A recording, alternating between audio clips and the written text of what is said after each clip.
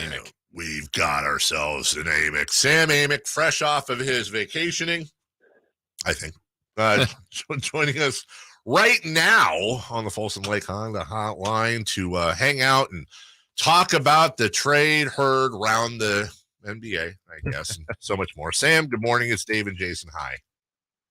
Good morning, Dave and Jason.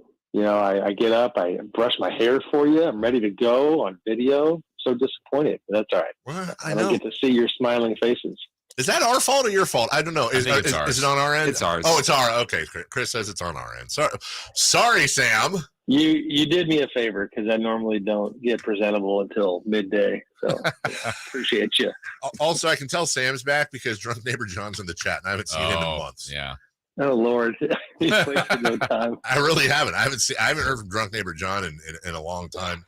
Sam, we were this is a true story. We talked about it earlier. We were in a big corporate training when the Lillard news broke. So when that breaks for you, obviously it's all stop. And it made me think of you coming in. Like, do you remember an example perhaps?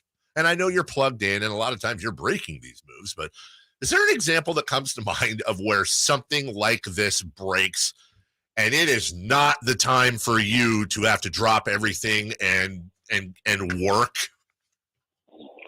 So top of mind, this is a very long time ago, but I'm on the right station to retell this story, is that Kevin Martin got an extension with the Kings. And back then it was just a massive amount of money. And it's still, to regular folks like us, it is. But remember, 5 years, $55 million. And somebody was trying to be helpful and help me break it. But I was on a cruise ship in Alaska. Oh, wow. No. And I think I still got it, but I was, I think for some reason I was like not even on the top of the ship. I was like in the bowels of the ship in the room, just trying to deal with no cell signal and get back to the glacier watching and whale watching and stuff like that. So, you have things break at strange times. This one, to pivot to this latest trade, my favorite part of it was that, it breaks. I was definitely surprised. I had looked into this a lot the day before and they kept the Bucks, situation pretty quiet. So David Aldridge, the legendary Hall of Famer from our place, wanted to do a roundtable discussion to react to the trade. And the way that works writing wise is we basically say, hey, sounds good. We start a Google Doc and then you kind of both dive in and start writing. But I told David, like, hey, I need a few minutes. If you want to take a crack at the lead, the top of the story, go ahead. I'll be back in a little bit. So I go back and I see that David wrote all this stuff about how an old editor of his used to love what he called the holy SH stories, right? Like the ones that shock you. And it was so great that he had written this colorful lead about holy SH stories because, my exact reaction to this trade, and this is documented on my phone, is I texted our Bucks beat writer and I said, holy SH. Right. And I texted somebody with Damian's camp and said, holy SH. All over the place. I was having that reaction. So this one, this was on the short list of surprises. For Dame, Sam, on this, were they saying the same thing? Because obviously he was clear in what he wanted, at least his intentions were Miami. Then you hear Toronto. Milwaukee comes out of nowhere. Obviously he'll go. He'll be a part of a great team. But what do you think Lillard's camp's reaction is to this? Well, Mr. Ross, I will direct, fans and readers to our latest story that just went up a little bit ago. We've got a bunch of behind the scenes stuff on kind of answering that question. And the answer is that there was no holy SH from Dame because, he and his agent, Aaron Goodwin, had a lot to do with pushing it this direction. So if you go back to mid-September, there had been a fair amount of acrimony between the two camps, the Blazers and Dames. Media day is getting closer. The uncomfortableness is getting, increased. And mid-September, Joe Cronin, the Blazers GM, essentially stops responding to all communication from Damian's people. and kind of hunkered down and clearly decided like, all right, I'm just ignoring you guys. I'm going to go to work. I'm going to call all these teams. So he starts making calls and trying to figure out what he's going to do here. But once that, they essentially realized at that point, Damian's people and Damian, that Miami was not happening. That for whatever reason, the trade itself, but also they thought it felt kind of personal, that the Blazers and Joe were determined not to send him where he wanted to go. So then they started exploring, which other places would he be okay going to. And the Milwaukee one was certainly on the short list. So Milwaukee, Brooklyn, and Miami ultimately were the three that he was comfortable with. Toronto was not on that list, which I think ultimately is why they didn't put their best foot forward trade-wise. But I love the trade in terms of like, for one, we should have seen it coming. Like, sure, he wanted Miami. We joke about the beach and South Beach and all that. But this guy's a hooper, and he wants to win a championship. And the genius of this trade is that, say what you will about Milwaukee, which I actually enjoy quite a bit as a city, but it's not Miami. It doesn't matter. This guy just got put next to Giannis Antetokounmpo. He's going to have the championship opportunity that he always dreamed of. And like he tweeted yesterday, he's pretty happy about it. Sam Amick of The Athletic joining us. Sam, you mentioned the genius of the trade. And one of the angles here I'm really interested in is, did Giannis Antetokounmpo have a massive effect on this happening? You'll remember, what was it, last week, maybe 2 weeks ago, the big story was his re-signing wasn't guaranteed, that he wanted the team to be going in a championship direction, and he wanted to be shown that. And this seems, whether it's coincidental or not, that this is kind of the shot back across the bow from the team, if you will, saying, yeah, we're dead serious, dude. We just got you Dame Lillard.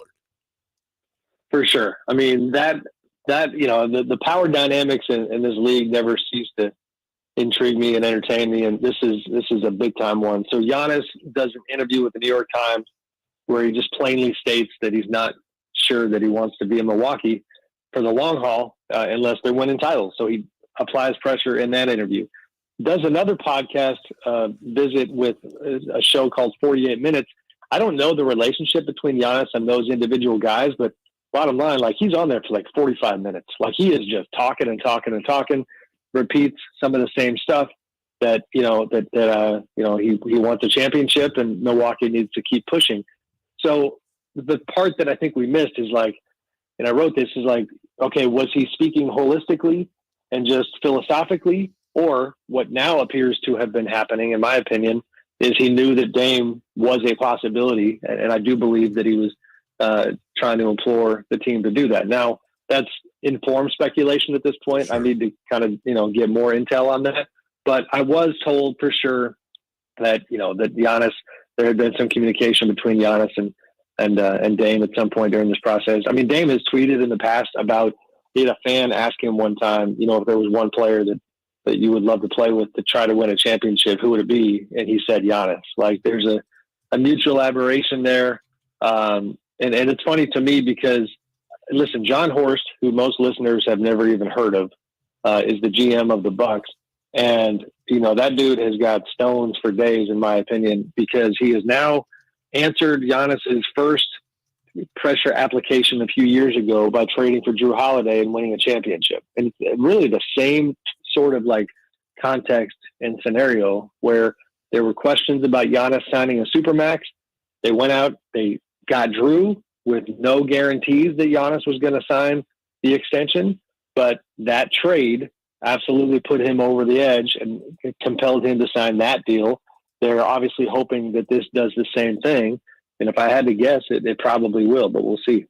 Sam Amick of The Athletic joining us. Sam, you mentioned Jrue Holiday seems to be a really coveted piece here. Portland gets him. They kind of had to do that, but it seems like that's going to be short-lived. What are we looking at as potential landing spots for Holiday? Listen, first of all, it's a cold world in the NBA. I just can't get it out of my head that it's like this guy was a massive part of their championship, played so well against the Suns in the finals. And it's like the second that he could be the means to an end as far as flipping, and doing a deal that keeps Giannis, then Jrue's the one that ends up paying the price, and he was quoted, I'm sure you guys saw just yesterday in the Milwaukee Journal-Sentinel, did an interview talking about how he never wanted to play anywhere else. He clearly, I think, saw this coming. And that was all my attempt at stalling, Jason, so I could answer your question. Because this was some Shams' intel from the piece. I mean, playoff, well, you know what? It's actually not in the piece. So playoff contenders are going to be in the mix. I mean, you hear, I forgot that we actually chose not to write a few individual teams just because the landscape is probably going to be pretty wide, if that makes sense. But, Sixers and Heat are a couple that come to mind. Keep an eye on Utah. Jrue is a guy that, okay, sure, he's had some playoff struggles offensively, but and he got his backside handed to him by Jimmy Butler in the first round of the playoffs last year, which obviously I think that played a part in the Bucks' willingness to part ways with him because that was just a bad series for Jrue. But he's a fantastic player who's still, I think, only 32. And a guy that is a two-way player. Had a 50-point game last year, averaged almost 20. So the market is going to be, I think, pretty robust. But I do wonder the age component. Like I saw some debate online about who's, the value of a Jrue Holiday versus what the Heat would have given the Blazers and Tyler Hero. Now, in terms of players, Tyler Hero can't touch Jrue Holiday, but the age thing matters. And so, it's like how many teams feel like they are so close to contending that they could do something like that. This is just me talking, but I wonder about the Clippers. They're laser focused on James Harden, but if Philly is going to be stubborn there, if that thing isn't transpiring the way they want it to, is there anything that could get done there? They probably don't have the pieces, but he's, like we saw a couple of years ago with the Bucks, he's the type of guy that can get you over the top. Well, let me ask you just to expand a little bit if there's anything to expand on, because we asked that earlier. Okay, Lillard's out of the way. Now it's James Harden. Doesn't appear Harden has the value Lillard does around the league. I could be wrong. But is there anything to maybe, was the NBA world waiting for one domino to fall before the others go? Could we see an increase between training camp around the corner and the Lillard deal going through? Do you expect to see movement on Harden? And if so, last part of the question, seems like the Clippers are very Miami-ish, if you will, on James Harden. Yeah, that's a good way of putting it. And I think what you mean is that they want the player, but they will not be desperate for the player. Right. And ultimately, and they both feel like they have really good teams without the player. Now, it's easy to say that as a leverage tactic, but the Heat, I think, are taking some lumps today for not only missing out on Damian Lillard, but watching him go to a rival in the East. And so if you're the Clippers, be careful, because I don't know where James is going to go, but if he goes somewhere else in the West and you're a little farther back in the pack, then maybe you pay the price for that. I don't know if this will speed anything up, though, because it is seemingly just, it's just the Clippers and the Sixers. I don't know of any other teams that are truly involved or interested. I do think James's market is less than Dame's because of the baggage that comes with his last couple of years, who he is as a teammate, things of that nature. But it's an interesting one too, because I guess to bring it back to the Bucks and Giannis guys, like Giannis and Embiid were the two superstars where the entire league was essentially keeping its powder dry because you wondered if these guys were going to ask out at some point. So it felt like that suppressed the market on Dame. Maybe it suppressed the market on Harden. Now the Bucks obviously flipped the script and said, you know what, we're going to be, preemptive here and go all in to keep Giannis away from everybody. So now it's just a question of, do people keep their powder dry for Embiid? I think they probably do. I don't think there's much of an impact on the Harden stuff. Also, Daryl Morey, the Sixers GM, to me, I think he's going to push this thing deep into the season, potentially, like he did with Ben Simmons a couple of years ago. I'm actually going out to Sixers training camp next week and very curious to see, what that looks like. They're going to be out in Colorado, of all places. But obviously the spotlight now turns in that direction. Sam, another layer of this, Phoenix was the third team involved, and I think the name that is intriguing is them parting ways with DeAndre Ayton, who was a starting center on that team in the championship against the Bucks. So they've moved on from Paul, they've moved on from Ayton. We know that they've added a lot there, but what are your thoughts on them being so willing to move on from their young number one pick? Yeah, I mean, they targeted, it's funny, they targeted Nurkic in a pretty serious way. And I'm really curious to see if he's as good a fit as they think he's going to be. And, Matt Ishbia, the new Suns owner, is extremely involved. James Jones is the head of the front office. Isaiah Thomas is unofficially very influential out there. And so that group appears to have targeted Nurkic as a big that they think fits much better with their superstars. Basically, the idea that Ayton was a really good pick and roll player, but Nurkic's size and his ability to essentially help all these shooters get off and create space is something that they liked more with Nurkic than Ayton. But also, I think the history with DeAndre and the years of him kind of a little bit being 1 foot in, 1 foot out as far as his happiness level, I'm sure played a part. The Grayson Allen addition is a good one. They wanted depth, and it's not sexy, but they between free agency where they added a bunch of pretty high quality pieces with minimum contracts, and then this trade, which I think is sneaky good. Nothing too crazy, but I think it's making them better. And we are kind of forgetting that amidst all the talk about these other superstars, the Suns have got a bunch, and they're trying to win the whole thing too. Sam Amick with us. Last question. And, I want this to be a two-way street. You come on, you give us great intel. You're a national writer that people – huge name, huge get for us, right? And so we're getting a lot of value out of this. I'm gonna return the favor. I'm gonna give you if I can, just an idea, but an idea for an article, a piece, if you will. You can file away for whenever. And this comes with the added effect of if you write it, you're going to anger a lot of people that you probably don't want to anger. Can we get a piece at some point? Because we were talking about this earlier. Devin Booker's the last guy on the team from the finals 3 years ago. He's the last guy. Can we someday get a piece? And I know there've been ones before, but from you, where we talk about new owners like Matt Ishbia coming in who have had success in whatever field they're in, and they're a disruptor and they do things their way, and they're going to come in and do the thing. Whether it was going back to Mark Cuban with the Dallas Mavericks. Vivek came in and fell right on his face and then dragged himself around the city in circles a few times before he's finally figured it out. The Steve Ballmer coming in and Paul George and Kawhi Leonard. No, there is. Why are you waiting so long to say Vivek's name? I said no. I just said Vivek. I said no. You did. I didn't hear Vivek. No, he was my second example. No. I said he fell right on his face and dragged himself around the city a couple times before eventually, he's figured it out. I got distracted. So yeah, see, there's this epidemic where many new owners come in and go, "I'm doing it my way." And they fall flat on their faces. You say that Matt Ishbia it really wanted this guy. You're a mortgage broker, you moron. I mean, he's not a moron. Former college basketball Whatever. player. He's a mortgage guy, and he's hiring an Isaiah.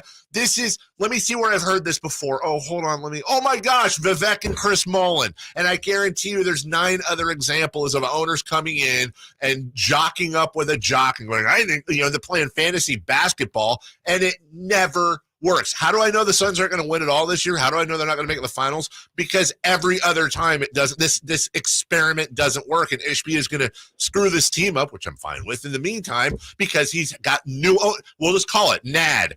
No, it'd be NOD, new owner disease. Can we get a piece on that? You got NADs? Okay. Yeah, I like the idea, and I got to be careful with this. Sometimes my favorite part of coming on with you guys is that, I mean, with the internet, everything is global, right? Like I could say something on here and it could get aggregated, and I'm hoping that doesn't happen. He just implied, by the way, that people around the world aren't already listening, but that's okay. We'll move on. That's fine. I'm just saying that, I sometimes have this misconception in my head that it's just us talking in our little Sacramento corner. Right. Good point.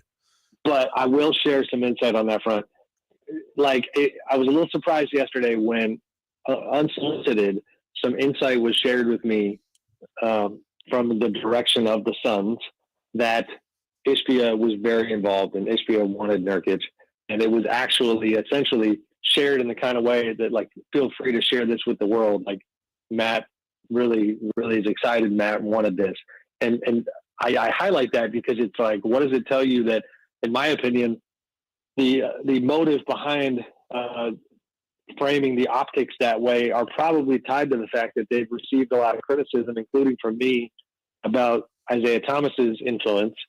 But it's something's backwards when it's like you're highlighting the owner's influence to distract from the former NBA player's influence.